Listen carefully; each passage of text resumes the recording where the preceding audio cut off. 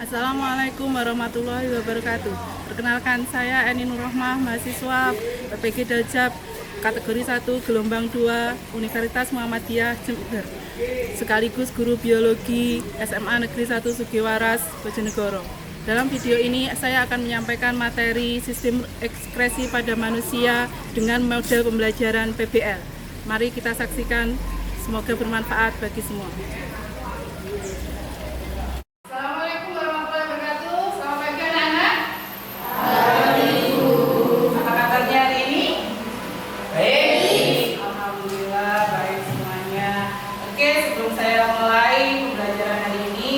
Tolong ketua kelas bimbing berdoa dulu. Siap ya. Berdoa mulai.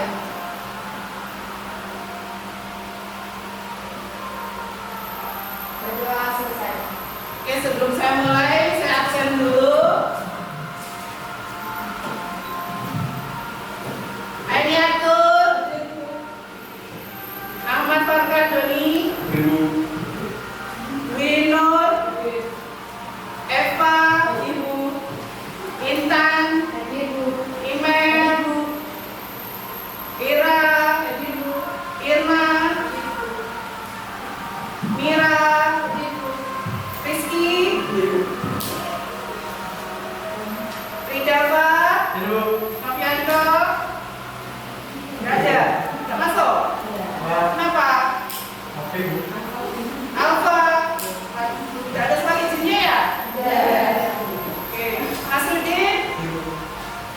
Oke, semuanya sudah saya absen. Selanjutnya,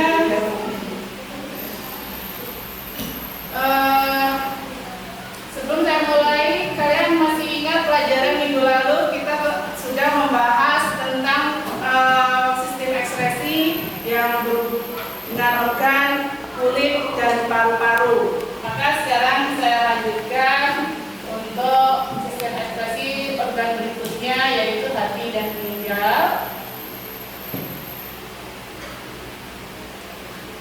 Untuk KD ini adalah KD mengenai TKD 9, yaitu menganalisis hubungan antara struktur jaringan penyusun organ pada sistem ekspresi dalam kaitannya dengan bioproses dan gangguan fungsi yang dapat terjadi pada sistem ekspresi manusia. Kalian bisa mengamati gambar ini. Itu adalah gambar ginjal, yang ini adalah gambar ginjal yang sehat dan ini yang sakit. Kemudian ini adalah proses hemodialisis atau cuci darah. Dari gambar ini kalian bisa menyimpulkan atau bisa menjawab pertanyaan ini. Menurut kalian apakah perbedaan dari gambar tersebut tadi, perbedaannya untuk yang gambar ini? Kira-kira ini masih bagaimana dengan yang ini, perbedaan-perbedaan? Kira-kira ini ginjal yang bagaimana? Kalau yang ini? Sakit. Oke, kalau mengalami sakit ginjal atau gagal ginjal maka akan ya akibatnya kita harus melakukan cuci darah. Untuk pembelajaran kali ini tujuannya adalah yang pertama, setelah membaca bahan ajar dan menyimak video pembelajaran, peserta didik mampu mengkaji proses terbentuknya urin pada manusia dengan benar. Yang kedua, setelah membaca bahan ajar dan menyimak video pembelajaran, peserta didik mampu menganalisis berbagai gangguan pada ginjal dengan tepat. Dan yang ketiga, setelah melakukan diskusi dan menyimak video pembelajaran, peserta didik mampu membuat pamflet sederhana tentang gejala gangguan ginjal pada anak dengan baik.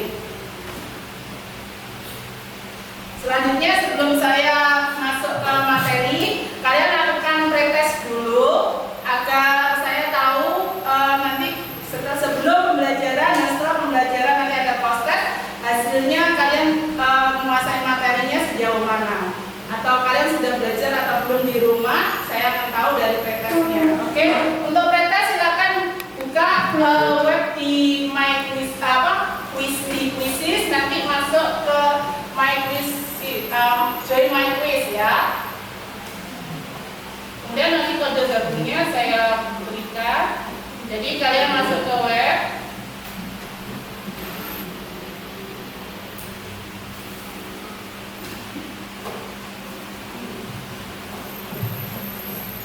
Sudah masuk webnya?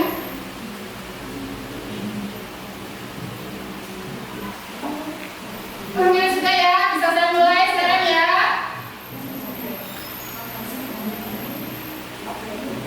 Oke, mulai.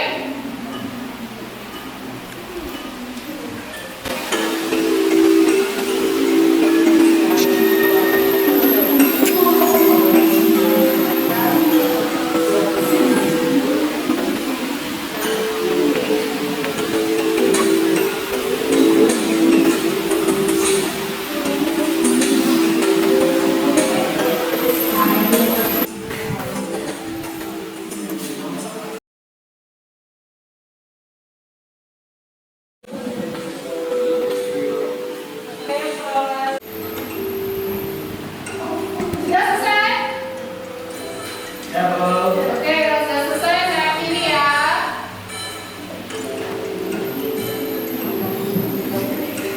Untuk proyek sementara ini kita lihat yang tertinggi adalah Mira. Dan diri dulu. Oke.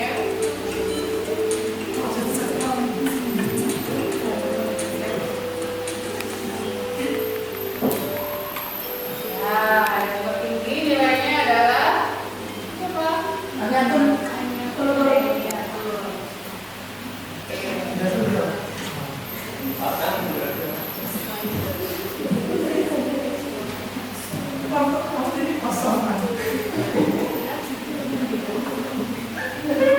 Kita lihat ya hasilnya. Hasil nilainya.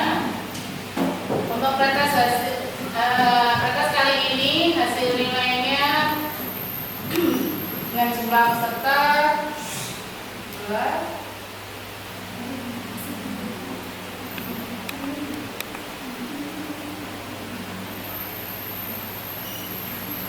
Rizky nilainya masih 0. Ainiatu juga masih belum ada yang benar ya. Oke, nanti kita materi dulu. Setelah itu coba nanti kita lihat setelah proses apakah ada perubahan dari nilai kalian. Selanjutnya kita masuk ke materi untuk bahan ajar. Kalian bisa buka link yang sudah saya bagikan di grup kelas kalian untuk bahan ajarnya.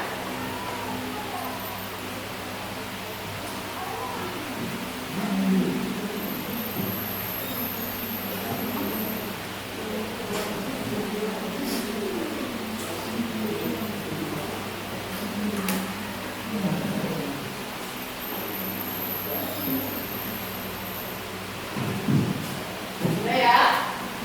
Kalau sudah, kalian buka di bahan ajar. Selanjutnya, ini saya punya video kasus yang berkaitan dengan bahan ajar yang lagi ngetren sekarang ya.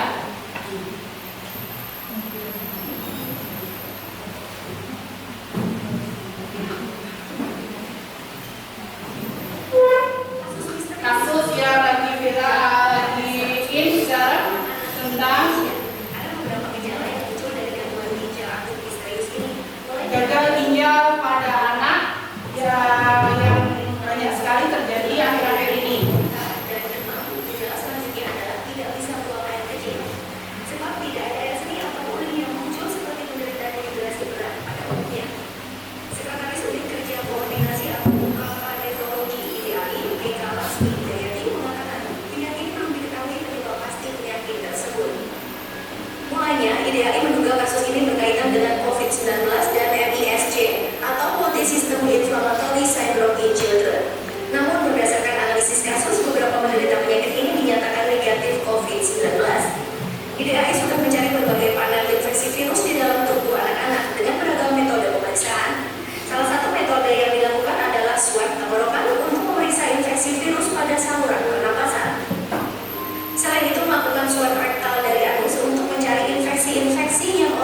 senyawa penyebab diare atau infeksi pencernaan.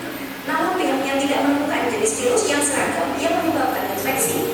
Terkait hal itu, Kementerian Kesehatan atau Kemenkes saat ini tengah meneliti kasus gangguan ginjal akut misterius atau gangguan ginjal akut progresif atipikal tersebut. Dugaan awal kasus ini dipicu oleh konsumsi obat yang mengandung etilen glikol.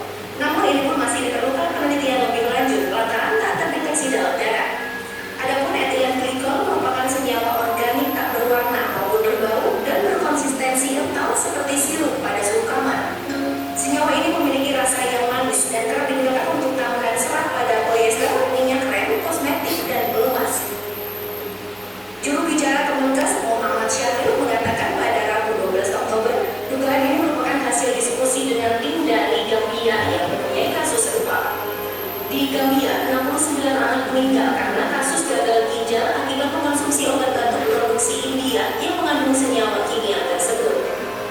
Sebagaimana dilansir Kompas.com, Syahril mengungkapkan Kemenkes tengah berkoordinasi dengan ahli dari Organisasi Kesehatan Dunia atau WHO yang mengadakan investigasi kasus di Gambia. Saat ini pihaknya juga sudah membentuk tim yang terdiri dari Ikatan Dokter Anak Indonesia dan Rumah Sakit Dr. Cipto Mangunkusumo. Selain itu, Dirjen Yankes telah menerbitkan keputusan Dirjen Yankes nomor AK-02-92-1-335-2005. Video kasus yang dari saat ini untuk kita bahas selanjutnya dengan kelompok. Silakan kalian bentuk kelompoknya sesuai dengan kelompoknya masing-masing. Berarti nanti kursinya kelompoknya pindah ke depan ya, biar bisa ngumpul. Silakan bentuk kelompoknya.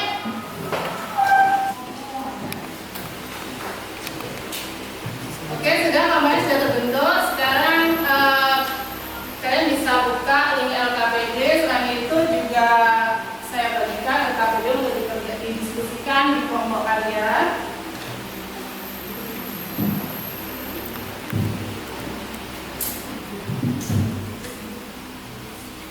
Oke, silakan didiskusikan bersama kelompoknya dari kasus yang ada di situ atau pertanyaan-pertanyaan yang ada di situ.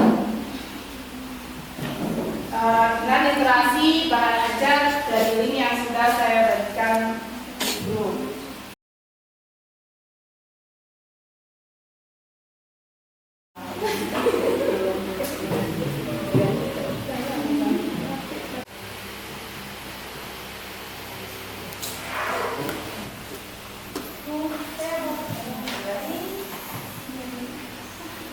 Nah, ini tinggal kalian isi bagian tugasnya, kemudian nanti isinya dari masing-masing bagian apa dari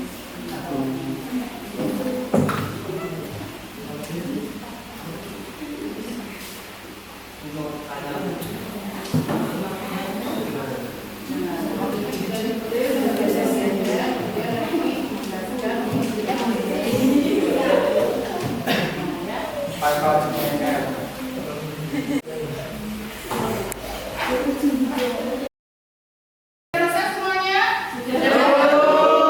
Oke, selanjutnya kalian hasil dari diskusinya bisa dipresentasikan dengan kelompoknya ke depan.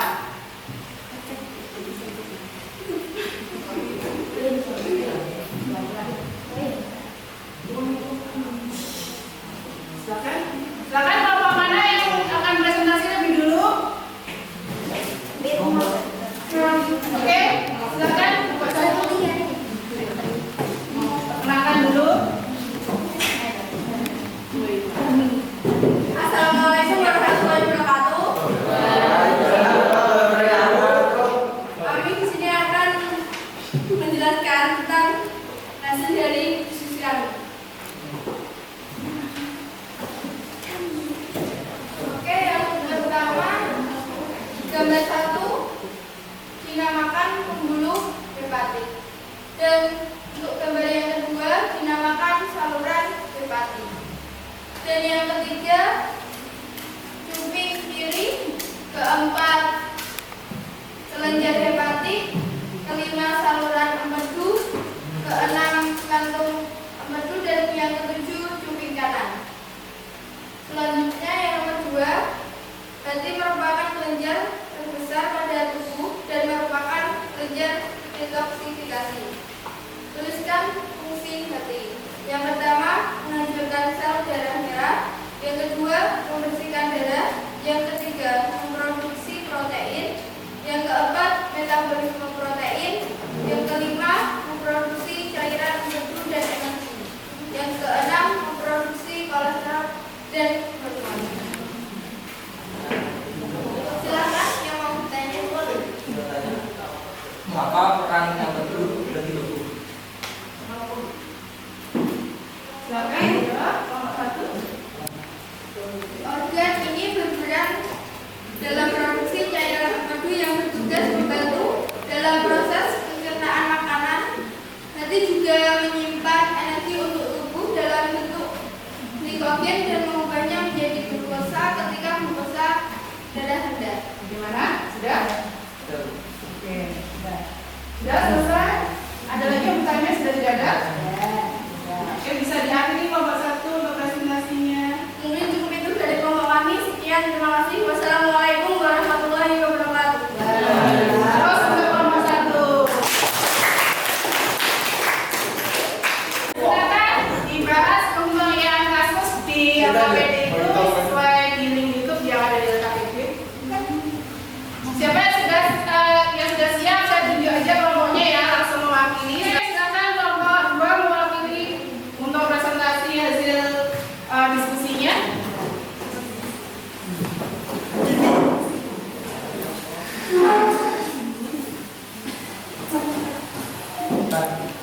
Di atas saja. Silakan perkenalkan diri dulu. Assalamualaikum warahmatullahi wabarakatuh. Perkenalkan, nama saya Intan Birayu dari kelompok 2 akan mempresentasikan tentang waspadai gagal ginjal pada anak. Kasus gagal ginjal akut. Dalam beberapa waktu terakhir, kasus gagal ginjal akut banyak menyerang anak-anak berusia 6 bulan sampai 18 tahun.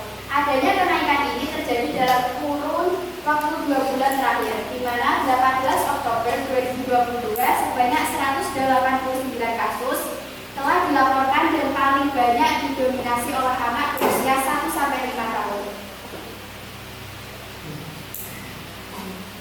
Melihat adanya peningkatan kasus gagal ginjal akut tersebut, Kementerian Kesehatan bertindak cepat untuk menginformasikan kepada seluruh orang tua untuk tetap waspadai dan tidak panik, terutama ketika anak mengalami gejala yang mengarah pada penyakit gagal ginjal akut seperti 1. Diare, 2. muntah, 3. demam selama 3-5 hari, 4. batuk dan pilek, 5. jumlah air seni yang semakin sedikit bahkan tidak bisa buang air kecil sama sekali. Penyebab penyakit gagal ginjal pada anak secara garis berbeda dengan orang dewasa. Dari beberapa penelitian, penyebab penyakit gagal ginjal pada anak terbanyak adalah dari kelainan bawaan. Selain kelainan bawaan, peradangan pada ginjal atau glomerulonefritis, infeksi, dan autoimun menjadi salah satu penyebabnya penyakit gagal ginjal pada anak. Gejala gagal ginjal: 1. nyeri punggung bawah, 2. lelah setiap saat, 3. panas dingin pada tubuh, 4. sesak napas, 5. pusing hingga sulit berpikir jernih, 6. kulit kasar dan gatal, 7. pembekakan pada tangan, kaki, dan wajah, 8. tekanan darah tinggi, 9. gula darah yang tinggi, 10. makanan terasa seperti logam, 11. sering mual dan muntah, 15. warna urin yang gelap. Jadi bisa dilihat di sini warna urin dari beberapa orang. Dan kita bisa melihat di sini bagaimana mencegahnya. Yang pertama, tetap memastikan perilaku hidup bersih dan sehat. Kedua, pastikan cuci tangan tetap diterapkan. 3. makan makanan yang bergizi seimbang. 4. tidak jajan sembarangan. 5. pastikan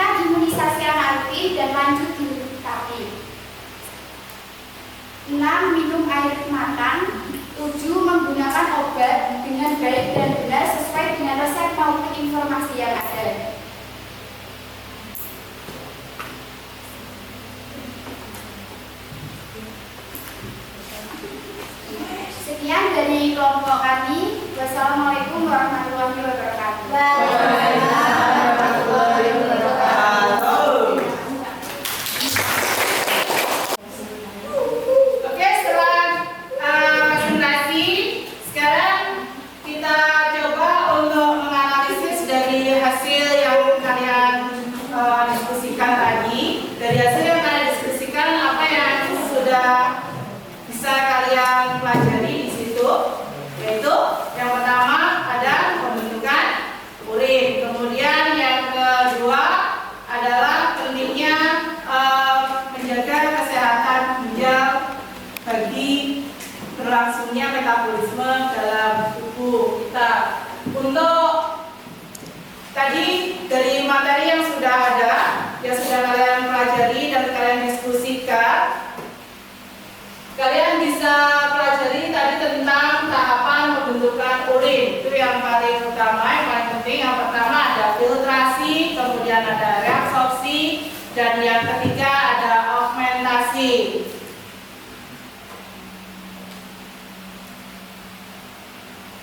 Oke, selanjutnya biar kalian tidak jenuh, kita main-main dulu. Kita speaking dulu, kita lakukan speaking.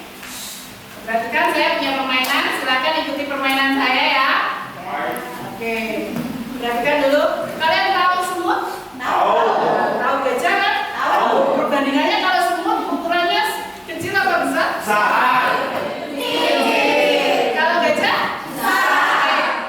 Kita buat perumpamaan kalau semut kan kecil, tapi kita buat perumpamannya kita bilang kecil, tapi tangan kalian mengekspresikan besar. Tapi mulutnya bilangnya kecil ya, kecil. Terus besar berarti ekspresinya, tapi mulutnya bilangnya kecil ya, kecil. Terus besar berarti ekspresinya kecil ya, besar. Iya, ya. Oke, kita boleh permainannya biar kalian bisa konsentrasi lagi. Kita melatih konsentrasi kalian.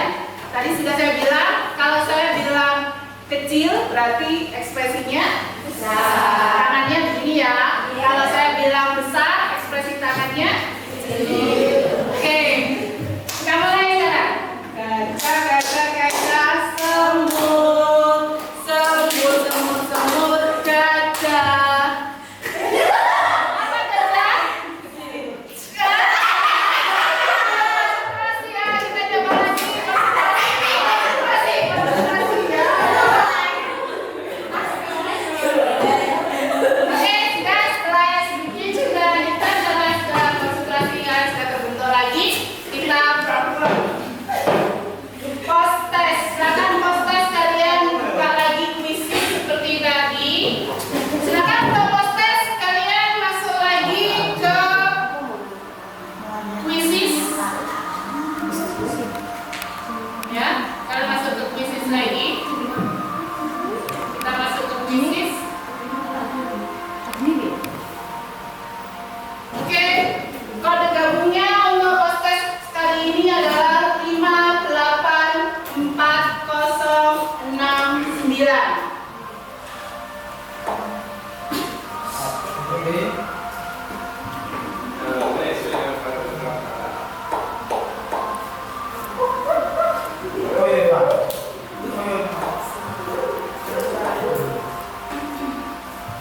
Sudah? Sudah gabung semua? Oke, saya mulai ya.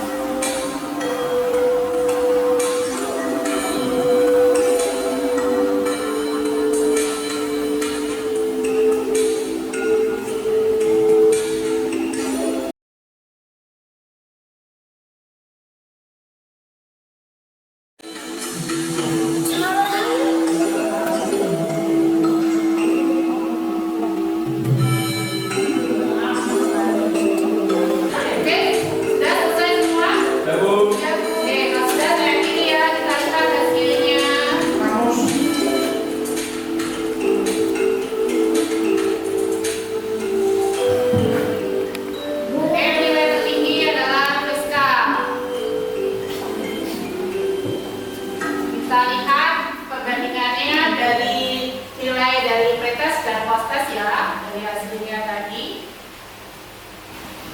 Oke, dari tadi kita lihat contohnya Mira tadi awalnya belum bisa menjawab, sekarang sudah jadi betul semua. Kemudian Java juga tadi betul 2, sekarang sudah betul 4. Berarti pembelajarannya sudah berhasil ya. Selanjutnya kita lanjutkan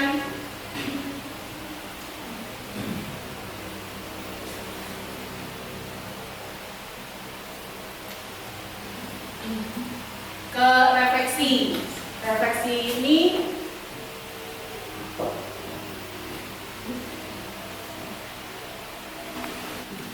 sebelum refleksi kita ambil dulu kesimpulan dari pembelajaran hari ini. Oke, dari pembelajaran hari ini apa yang bisa kita simpulkan? Ya, oke, Nasruddin.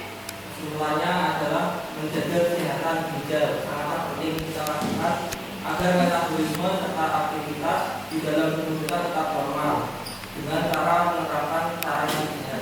Oke, tepuk tangan untuk Nasruddin. Oke, ini yang bisa kita simpulkan hari.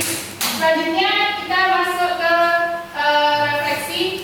Silakan masuk ke link yang sudah saya bagikan di grup.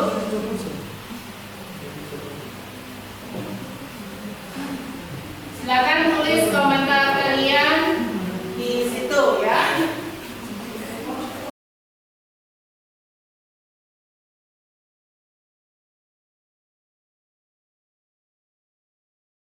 Refleksi yang sudah kalian tulis nanti bisa saya lihat dari akun saya. Sekian dari pembelajaran hari ini sudah selesai. Untuk pertemuan berikutnya kita akan membahas tentang sistem koordinasi ya. Jangan lupa belajar dulu di rumah, juga tetap jaga kesehatan. Kita berdoa dulu untuk mengakhiri pembelajaran hari ini. Silakan ketua kelas